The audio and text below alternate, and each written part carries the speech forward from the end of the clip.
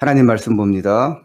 하나님 말씀 고린도전서 10장 13절 말씀입니다. 고린도전서 10장 13절 말씀 다 함께 봉독합니다. 시작. 사람이 감당할 시험 밖에는 너희가 당한 것이 없나니 오직 하나님은 미쁘사 너희가 감당하지 못할 시험 당함을 허락하지 아니하시고 시험 당할 즈음에 또한 패할 길을 내사 너희로 능히 감당하게 하시느니라. 아멘. 드림성가대가 찬양으로 하나님께 영광 올려 드립니다.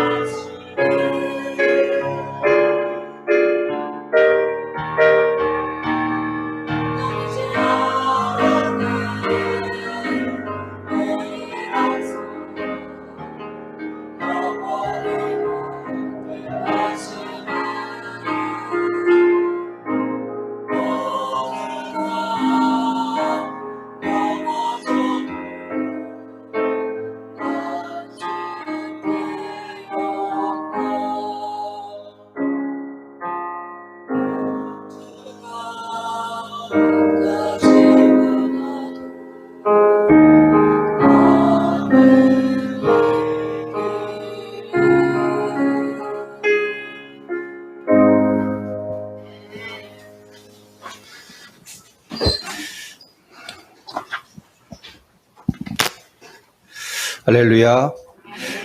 우리 옆에 분들과 함께 이렇게 인사하시겠습니다. 하나님은 능히 감당케 하실 것입니다. 드림 성가대가 찬양했는데 나는 몰랐네. 뭘 몰랐느냐. 제가 가사 부딪혀온 것은 내가 불신앙하는 중에도 나를 기다리고 계셨음을 몰랐대요. 불신앙이 뭡니까? 믿지 않는 거잖아요. 믿지 않는 가운데서도 나를 기다리고 계셨다. 그리고 나는 알았다. 영원히 함께 하심을 알았다고 이렇게 고백했습니다. 우리 성가대가 몇 명 빠졌는데 보니까 광희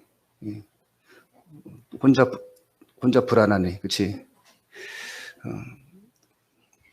광희는 이제 계속 악보를 뚫어지게 보고 있어요, 이제. 근데 아직은 이제 잘 몰라서 막 목소리를 못 내고 이제 그러는데 서 있는 자체만이라도 그게 하나님께 영광인 줄 믿습니다.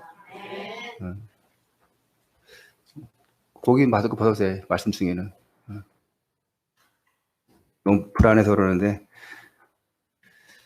5월 가정의 달에 여러분들이 개인, 가정, 또 직장, 건강, 경제, 인간관계 모든 부분에서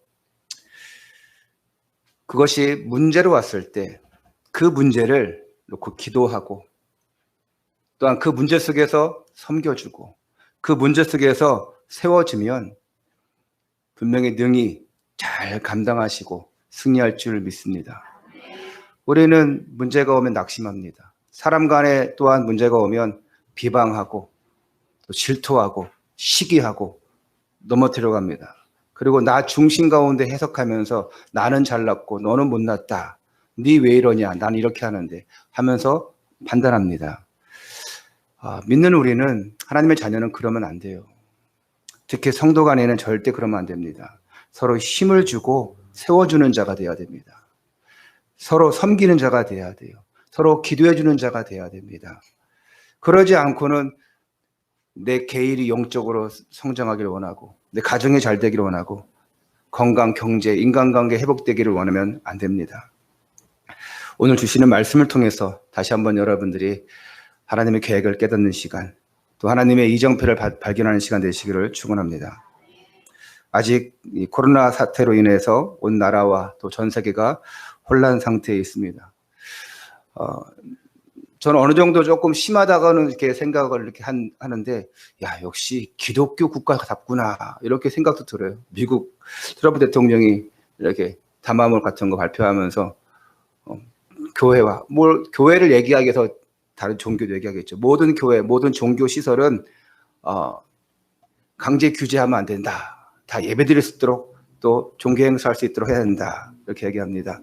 거기 이제 교회를 이제 두고 하는 얘기죠. 또 어떤 사람은 어떤 교회는 예배를 강행했다가, 그걸 또 이제 법적 행정조치 받으니까 또 이제 그걸 가지고 소송을 했는데 또 왜 그렇게 예배를 드렸냐 하면서 교회를 아예 전소시켜버렸어요. 불태워버렸습니다. 어떤 사람은.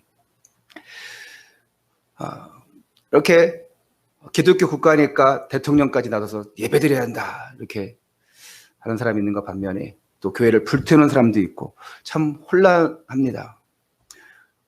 기독교 국가니까 대통령이 이렇게 말할 수 있는 거예요. 우리나라 같은 경우는 만약에 그럴 수도 없겠지만 종교가 또 틀려서 예배드려야 한다. 종교 행사 다 할 수 있도록 해야 한다. 그러면 우리나라는 벌써 완전 그냥 불받아 놨을 겁니다. 데모하고 난리 났을 거예요. 어느 정도 잡아가는 상태에서 이태원 클럽이 감염이 확산되어지고 또 그로 인해서 또 어떤 학원 강사가 또 자신의 동선을 숨기고 자신의 직업을 숨기고 하는 가운데 또 확산되어지고 그래서 지난주 같은 경우는 고3 학생들 아침에 등교했다가 바로 왔잖아요. 우리 큰애 지한이 같은 경우도 학교 갔다가 전화 왔다니까요. 집에 가래요. 왜? 인천에 뭐 노래방 가는 고3짜리 아이들이 2명이 확진됐다고. 그래서 인천에 5개 구, 미추홀구, 동구, 또 여기 중구, 연수구 이쪽은 다 학교 갔다가 다시 돌아왔어요. 그 이번 주 다시 내일부터는 아이들이 이제 고3들이 개학하면서 이번 주에 순차적으로 다 이제 개학을 합니다. 등교 개학을 하지요. 그렇지만 아직도 불안함을 감출 수 없는 것은 사실이지요. 그러니까 예배를 오는 것도 믿지 않는 부모님들이 계신 가정들은, 특히 그 아이들은 부모님과 서로 타협해야 되고 또 설득해야 되고 심지어 싸워야 되고 힘들지요. 그래서 가정복음화가 그만큼 중요한 거예요. 그리고 일부러 싸울 필요도 없어요. 맞춰주면 됩니다. 왜? 복음 때문에. 우리 교회에서는 지금 코로나 때문에 못 오는 분은 한 가정밖에 없어요. 물론 주일학교 빼놓고요. 주일학교 아동센터 빼놓고, 아동센터 애들은 거의 다 부모님 믿지 않기 때문에 그렇고, 그렇지 않고는 성도 가정 속에서는 한 가족만 코로나 때문에 못 오고 있고, 다른 분들은 개인 사정으로 이제 못 오시고 계시죠. 그런데 내가 뭐 코로나 문제든 어떤 문제든 예배를 내가 못 오는데, 예배 안 오는 거 말고요. 예배를 못 오는데 답답하지 않고 속상하지도 않고 또 갈등도 없고, 또 예배를 오고 싶은데 어떤 다른 외부의 힘에 의해서 내가 못 와서 시험도 안 들고, 이러면 더 이상한 거예요. 예배를 안 오는 거 말고 못 오는데 답답하고 속상하고 막 갈등도 있고 그래야 돼요. 그게 정상이지요. 오늘 못 오신 분들, 성도님들 계시고 렘넌트들도 있는데, 제가 유튜브 실시간 보니까 딱 1명 이렇게 지금 시청하고 있더라고요. 누군지는 대충 알겠는데, 우리 성도님들이 정말 예배에 대한 그런 간절함, 그런 사모함이 있어야 됩니다. 그리고 우리 렘넌트들은 혹시 부모님들이라서 내가 예배 오는데 만약에 힘들다, 그런 렘넌트들은 별로 없지만 그래도 지혜롭게 해야 됩니다. 나중에는 아예 여러분 힘이 없기 때문에 주일 예배도 가지 마, 이렇게 될 수 있어요. 또 장기간의 이 사태로 인해서 우리 성도님들 가정, 경제도 또 어려움도 왔을 것입니다. 그러니까 교회 경제도 당연히 어려움이 오게 되지요. 누가 이런 얘기 하더라고요. 제일 걱정 없는 게 공무원이라고 이렇게 얘기하는데, 뭐 그거는 하는 얘기고요. 이런 시기에 가정을 이끌어가고 또 경제 활동을 하고 학업을 하는 여러분들에게는 각종 어려움들이 있을 것인데, 또 말 못하는 어려움도 있을 것인데, 숨은 문제들도 있을 것인데, 여기에 따르는 또 시험과 갈등도 있을 것인데, 오늘 말씀을 통해서 능히 감당하게 하시리라. 이 축복을, 이 응답을 받기를 바랍니다. 질병이 왔어요.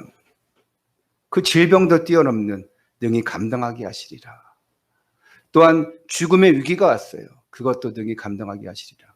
아니, 죽음보다 더 심한 것이 왔어요. 그것도 능히 감당하게 하시리라.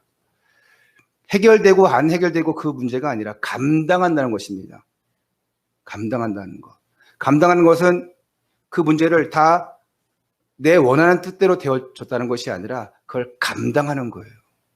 그걸 가지고 이겼다는 것입니다. 결국은 그걸 감당하면서 이기기 위해서는 하나님이 고난도 주시고 시련도 주시고 또한 큰 위기도 주십니다. 그걸 통해서 깨닫게 하시는 거예요. 그걸 통해서 바라보게 하시는 것입니다. 이걸 발견하는 사람이 믿음의 사람입니다. 이런 사람이 진짜 능력의 사람이에요. 최고의 지혜의 사람입니다. 목회자 가정이라고 문제가 안 오겠습니까? 더 많이 문제 옵니다. 중직자 가정이라고 문제 안 옵니까? 문제 다 옵니다. 문제 없는 사람은 지금 어디에 있습니까? 다 무덤에 있어요. 문제 없는 사람은 다 무덤에 있는 거예요. 다 죽은 사람들입니다. 살아있는 동안 문제는 끊임없이 옵니다. 큰 문제도 옵니다. 이것을 능히 감당하게 하시리라.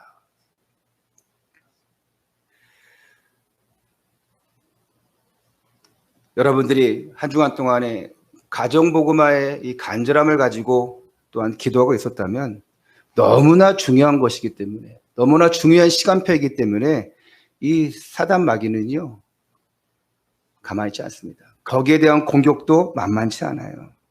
이때 우리가 말씀으로, 은혜로 충만하지 않으면 당합니다. 힘들고 속을 일도 옵니다. 그래서 깨어있으라. 그래서 은혜 받아라 말씀하는 겁니다. 하나님은 불신앙 속에서도 나를 기다렸다고 하는데, 그걸 발견하지 못하면 별것 아닌 것 가지고도 계속 불신앙하고, 그리고는 계속 나중에는 마귀의 밥이 되어지는 것입니다. 오늘 사도 바울은 본문 말씀에서 이 시험이란 것을 가지고 하나님과 우리와의 관계를 설명하고 있어요. 육신의 옷을 입고 있는 동안에는 시험은 반드시 온다. 어려움은 반드시 온다. 아무리 사랑하는 사람이라 그 관계 속에서도 문제가 오잖아요. 부모와 자녀 관계 속에서도 문제가 오잖아요. 근데 그 시험을, 그 문제를 어떻게 보느냐가 너무 중요한 것 같아요. 그게 바로 영적인 눈입니다. 영적인 시각이에요. 바라보는 것 따라 틀립니다. 오늘 여러분들이 문제와 시험을 통해서 그것을 축복으로 전환시키는 영적 지혜를 얻게 되시기를 주님의 이름으로 축원합니다. 첫 번째입니다. 미쁘신 하나님. 이 미쁘신 하나님은 뭡니까? 우리를 이뻐하시고 기뻐하시는 하나님이십니다. 오늘 본문에 사람이 감당할 시험 받기는 너희가 당한 것이 없나니 오직 하나님은 미쁘사 우리를 어여삐 여기시고 기뻐하시는 가운데 너희가 능히 감당하지 못할 시험을 허락지 아니하시고 시험 당할 즈음에 또한 피할 길을 내사 너희로 능히 감당하게 하시리라. 시험은 헬라어로 페이라스모스라고 합니다. 근데 여기에는 두 가지 뜻이 있어요. 시험, 사단이 주는 시험이 있고 하나님이 주시는 시험이 있습니다. 사단이 주는 시험은 우리가 가지고 있는 그 육신의 정욕, 또한 이 안목의 정욕, 이생의 자랑을 건드립니다. 그러니까 나 중심, 세상 중심, 거짓 성공 중심, 이것을 계속 가지고 있으니까 나도 모르게 옛 습관 속으로, 옛 체질 속으로 계속 돌아가게 하는 거예요. 새 틀이 아니고 새로운 정체성이 아니고 옛 것을 가지고 계속 있으니까 옛날에 그 거짓된 것, 그 나를 충족시키려고 하는 것, 나 중심의 것, 나는 이렇게 생각해. 당신은, 아니 복음은 나는 상관없어. 하나님이 뭐라든 나는 이렇게 생각해.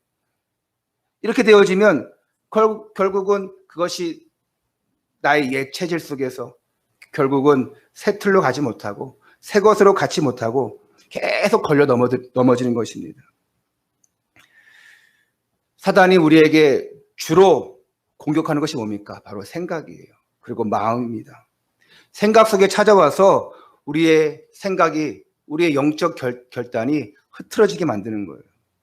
하나님과 소통되게 하지 못합니다. 어떤 생각을 하나에 따라서 우리의 마음이 가고 행동이 가잖아요. 그래서 생각이 기도화시켜야 되는데 그렇지 못해요. 왜? 은혜 받지 못하니까. 성령 충만함을 유지하지 못하니까 계속 악한 생각으로, 헛된 생각으로 계속 세상을 향한 생각 속에 있다 보니까 계속 걸려 넘어지는 것입니다. 그래서 하나님은 뭘 세운 겁니까? 교회를 세운 거예요. 뭘 주셨습니까? 예배를 주신 것입니다. 교회를 통해서, 예배를 통해서 영적 싸움해라. 예배와 말씀을 통해서 영적 무장하고 영적인 싸움해라. 우리의 싸움은 혈과 육에 대한 것이 아니고 하늘에 대한 악한 영, 그 싸움이라고 했습니다. 예배드리고 함께 교제하고 또 함께 현장에서 우리가 전도자의 삶을 살아가면서 하나님 나라의 비밀을 맛보고 임마누엘을 누리는 가운데 사단이 주는 틈을 주지 마라. 통로를 주지 마라. 이거죠. 그리고 내가 좀 틈이 있다 할지라도 은혜 받고 또 말씀으로 계속 채우고 있으면 맺고 가는 거예요. 사단이 준 틈이 있는데 그것을 계속 방치하고 있으면 어떻게 됩니까? 계속 벌어지는 것입니다.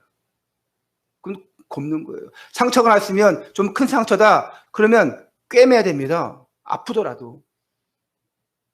그렇지 않고 방치한다. 그러면 거기에 염증이 생기고 나중에 썩고 나중에는 잘라내야 됩니다. 그러기 전에 우리는 먼저 우리는 막으면 돼요. 오는 시험 환난 막으면 됩니다. 근데 시험 오는 것을 막을 수는 없대요. 근데 시험 올 즈음에 피할 길을 주시고 능히 감당하게 하시리라.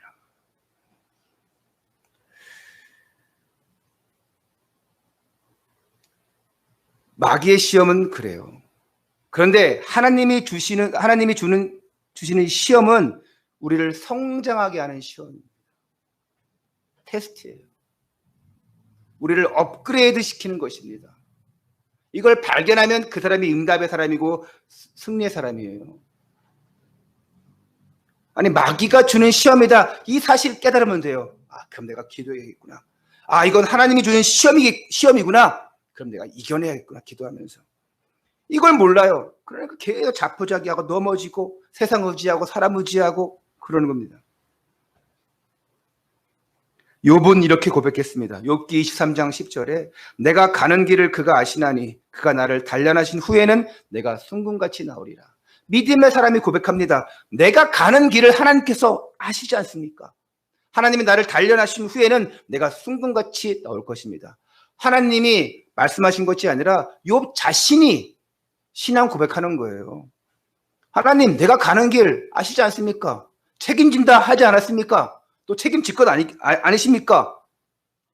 분명히 난 믿습니다. 날 단련시키는 줄 믿습니다. 단련하신 후에는 내가 순금같이 정금같이 되어 나올 것입니다.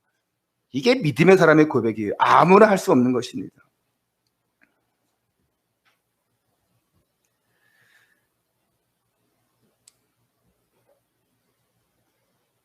민수기 23장 19절에 보면 하나님은 사람이 아니시니 거짓말을 아니하시고 인생이 아니시니 후회가 없으시도다. 어찌 그 말씀하신 바를 행하지 않으시며 하신 말씀을 실행하지 않으시랴 그랬습니다. 하나님은 살아계셔서 우리와 함께 하십니다. 하나님은 거짓이 없으셔요. 후회도 없으십니다. 말씀하신 바 반드시 시행하십니다. 그게 언약입니다. 강단 말씀을 통해서 주신 말씀이 내가 붙잡았다면 하나님은 반드시 성취하십니다. 뭐하는 자에게? 믿고 간구하는 자에게. 이게 믿는 자에게 주시는 특권이에요. 오늘 본문 말씀 고린도전서 10장 전반부를 보면 사도 바울이 이스라엘의 과거 모습을 얘기하고 있어요. 여러분, 이스라엘은 애굽에서 해방되었습니다.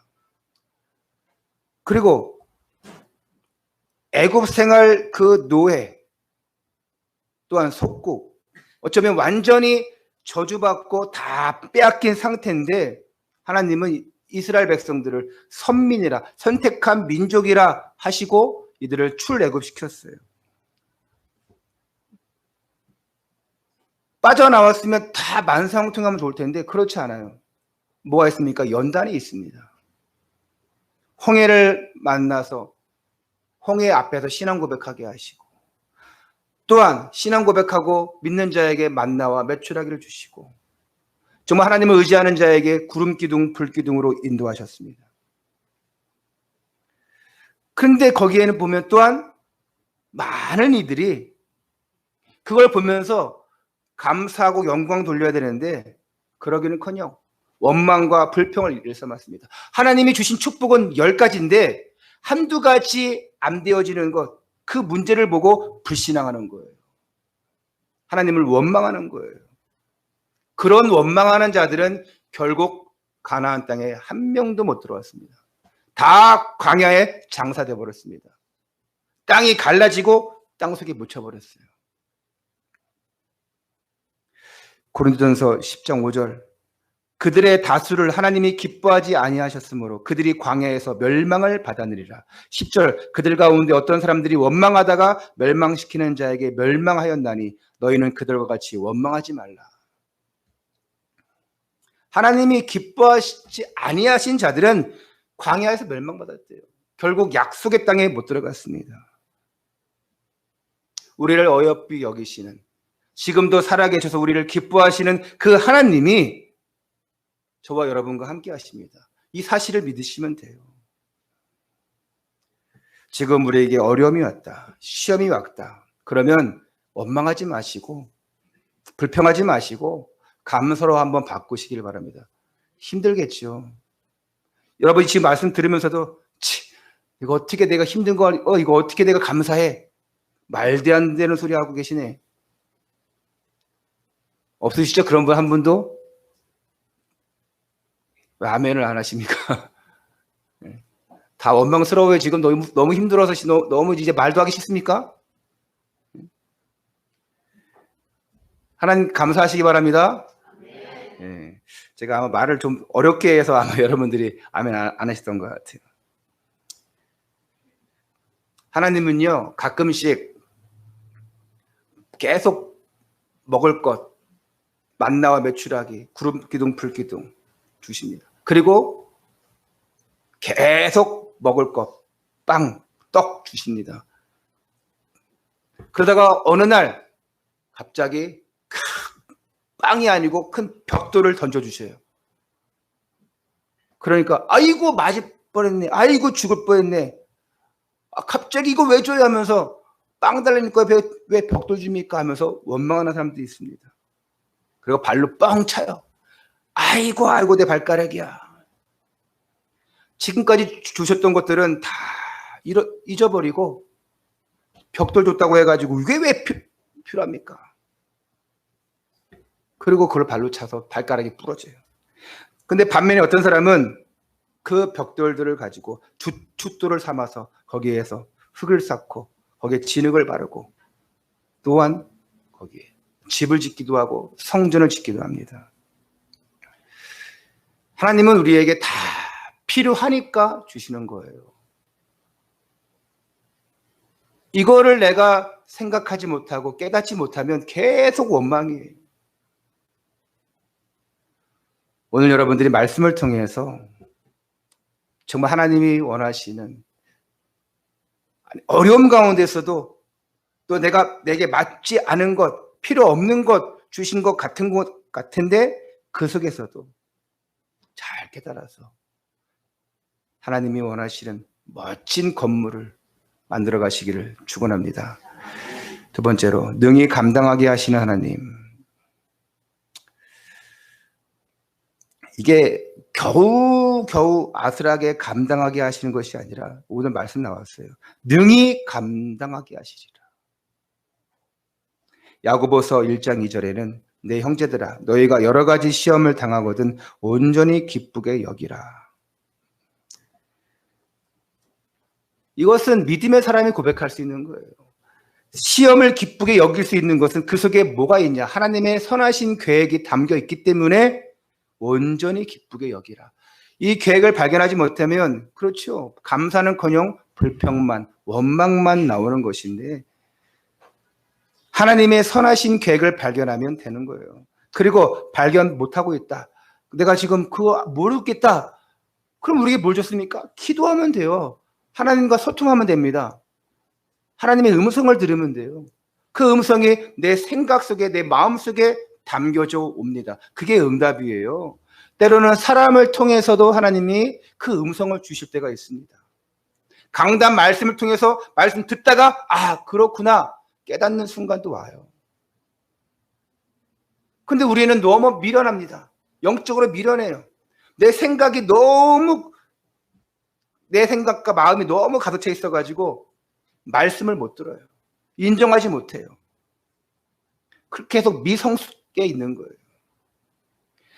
믿음으로 시련을 깨닫고 또한 믿음으로 하나님의 계획을 발견하면 영적 성숙의 자리에 올라가는 것입니다. 얼마나 그래서 많습니까? 몸은 다 컸는데 생각은 아이야. 있지 않습니까? 정신적으로 모자라서 부족해서 아이가 있지만 어른인데 정신적으로 이상한 거 말고 정신적으로 지능이 낮아서 5살, 6살 말고요. 어른인데 대처하는 능력, 모든 거 보면은 다 아이.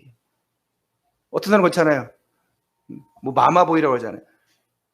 너무 심한 것 같지만 모든 것들을 엄마 다 여자친구 만나는데 어떻게 해야 돼? 뭐 해야 돼? 엄마 나 이거 뭐 어떻게 해야 돼? 직장 가는데 이거 어떻게 해야 돼? 늘 엄마한테 물어봐요. 그럼 그게 아이죠 뭐예요? 물론 우리가 좀 먼저 된 사람들에게 상담하면서 이런 어려움들을 함께 얘기하는 건 좋은데 일거수일투족 시시콜콜 다 그렇게 하면 그게 마마보이죠. 근데 나는 솔직히 좀 우리 자녀들이 저한테 와가지고 좀 그랬으면 좋겠어요. 솔직히 우리 아이 랩런트들이 목사님 이거 어떻게 좋을까요? 하고 조금 이렇게 자주 상담하고 물어봤으면 좋겠어. 이런 애들이 별로 없어. 오히려 좀 아쉬워요. 우리 랩런트들은 목사님 보이, 목사님 걸 되시기 바랍니다. 무슨 얘기인지 모르겠어? 민혁아, 예람아, 무슨 얘기인지 모르겠어? 응? 목사님한테 상담도 하고 물어보기도 하고 질문도 받고 과자도 하나 얻고 우리 예람이 어제 과자 하나 얻어갔잖아.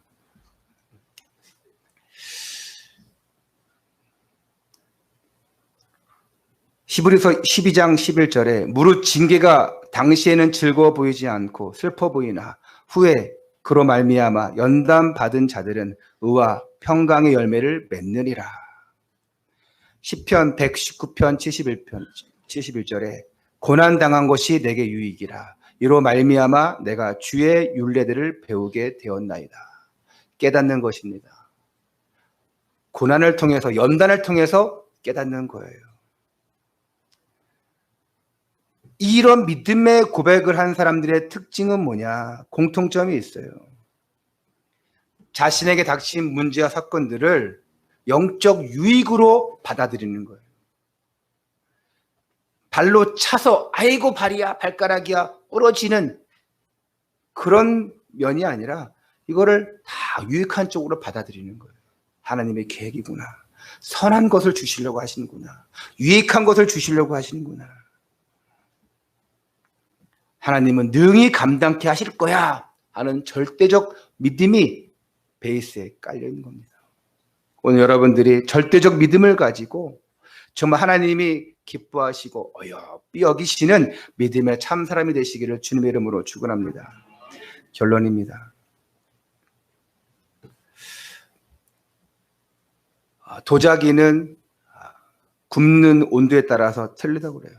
900도, 1000도, 심지어 1500도까지 높은 온도가 올라갈수록 이제 이렇게 낮은 온도, 높은 온도에 따라서 틀린데 높은 온도에 올라갈수록 아주 중요한 그리고 아주 맑고 영롱한 그런 높은 가치를 만들어내는 도자기를 만들어야 된다고 그래요. 근데 그렇게 높은 온도를 내려면 얼마나 많은 수고가 있겠고 많은 땔감이 필요하겠습니까? 얼마나 뜨거우니까 그 옹기장이 그 도자기 만드는 사람들이 얼마나 힘들겠어요. 그런데 하나님께서는 그 힘든 과정을 통해서 우리를 연단하시고 만들어 가시는 것입니다. 저와 여러분 같은 어쩌면 정말 보잘것없는 사람들을 굽기 위해서 하나님이 1500도 뿐이겠습니까? 얼마나 뜨거운 곳에서 여러분을 만들어 갔겠습니까? 근데 그 뜨거움 속에 있는 나, 도자기 같은 나, 연단받고 있는 나, 그 과정은 어려운 것 같은데 그 시간이 지나면 영롱하고 아름답고 빛나는 아주 쓸모있는 멋진 작품이 나오게 되는 것입니다. 오늘 저와 여러분들이 항상 이 사실을 알고 문제 속에서 걸려드는 것이 아니라 넘어지는 것이 아니라 새로운 도전으로 나가시기를 바랍니다. 마지막으로 하나님 앞에서 우리는 확신을 가져야 돼요. 구원받은 자의 확신입니다. 하나님은 나와 함께 하신다. 나는 하나님의 자녀다. 하나님이 책임지신다. 그 확신이에요. 그 구원받은 자의 확신 속에서 기도 응답의 확신이 나오는 것이고, 내가 이제는 다 용서받았다. 그 사죄의 확신이 나오는 것이고, 거기서 하나님이 나를 성령으로 인도하신다는 인도의 확신이 나오는 것이고, 나는 어떤 문제에서도 승리했다는 승리의 확신이 나오는 것입니다. 그만큼 하나님의 자녀, 그만큼 구원받은 자의 확신이 중요한 것이죠. 그런데 또한 이 확신은 어디서 옵니까? 바로 믿음입니다. 믿음. 하나님의 역사는 바로 믿음에서 시작되는 거예요. 하나님을 믿는 믿음, 즉 하나님을 신뢰하고 의지하는 마음과 생각이에요. 여러분, 믿음이 없으면 하나님을 찾게 됩니까? 안 찾게 됩니다. 여러분, 은행에 대한 신뢰가 없으면 은행 갑니까? 마룻바닥에다가 아니면 방바닥에다가 다 숨겨놓죠. 은행을 믿지 못하는데. 만약에 내 아내와 내 남편을 믿지 못하면 맡깁니까? 자녀 맡깁니까? 남편이 돈을 벌어왔는데 그 돈을, 월급을 부인에게 맡기겠습니까? 믿지 못하는데 저것이 혹시 엉뚱한 곳, 헛된 곳에 쓰지 않을까?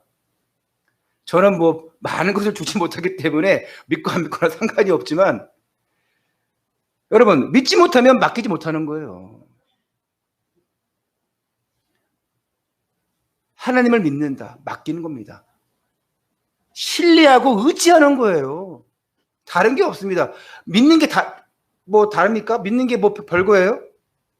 그냥 맡기는 거예요. 책임질 것 알고 맡기는 겁니다. 여러분, 식당 가면 그런 얘기 있습니다. 자기 귀중품은 자기가 관리하라고. 신발 알아서 관리하라고 써 있어요. 왜? 자기 책임 아니라고. 믿지 말래요, 자기들. 그런데도 혹시나 여러분들 식당에서 신발 잊어먹잖아요. 그런데도 거기다 써 있어요. 신발 책임지지 않습니다. 했는데 없어졌어. 그래도 식당에서는 책임이 있어서 어느 정도 보상을 해줘야 된대요. 참고로 아시기 바랍니다. 요한 1서 5장 12절에 아들이 있는 자는 생명이 있고 아들이 없는 자는 생명이 없느니라. 생명이 있는 자만, 하나님의 자녀가 된 자만 믿음으로 하나님을 신뢰하고 의지할 수 있다는 것입니다. 그래야 확신이 생기는 거예요. 하나님은 우리에게 큰 믿음을 요구하지 않으십니다. 그러니까 부담 가질 필요 없어요. 어려워할 필요도 없습니다. 야, 저 사람이 저렇게 할 정도면 얼마나 큰 믿음인가? 참 믿음 대단해. 이렇게 얘기하는데, 성경에는 히브리서 11장 6절에 뭐라 했습니까? 믿음이 마태복음 17장 20절에는 겨자씨 한 알만큼만 있어도 못할 것이 없다 그랬습니다. 히브리서 11장 6절에 믿음이 없이는 하나님을 기쁘게 못한다 했습니다. 확신에 대한 그 시작이 바로 믿음인데, 어떤 믿음이냐? 겨자씨만한 믿음만 있어도, 겨자씨 한 알의 그 믿음만 있어도 산을 옮길 수 있다고 했습니다. 그러니까 뭐 큰 거 여러분 생각하지 마세요. 뭐 대단한 것을 내가 해야지만 축복하신다 생각하지 마세요. 얼마나 하나님은 우리가 믿음이 없으면 겨자씨 한 알만한 믿음만 있어도 된다 말씀하시겠습니까? 근데 그 겨자씨 한 알만한 믿음이 하나님의 기준과 우리의 기준은 또한 틀린 거예요. 저 사람은 참 믿음이 크다. 나는 믿음이 작다. 그건 하나님의 기준과는 틀린 거예요. 우리 세상 사람들, 우리 눈을 보기에 믿음이 크고 작다 할 수 있겠지만 하나님 보시기엔 또 틀린 것입니다. 하나님은 뭘 봅니까? 외모를 보시는 것이 아니라 뭘 보셔요? 중심을 보시지 않습니까? 믿음이 커서 뭔가 한 것 같은데 보니까 중심은 없어요. 뭔가 큰 일 한 것 같은데 중심은 없어요.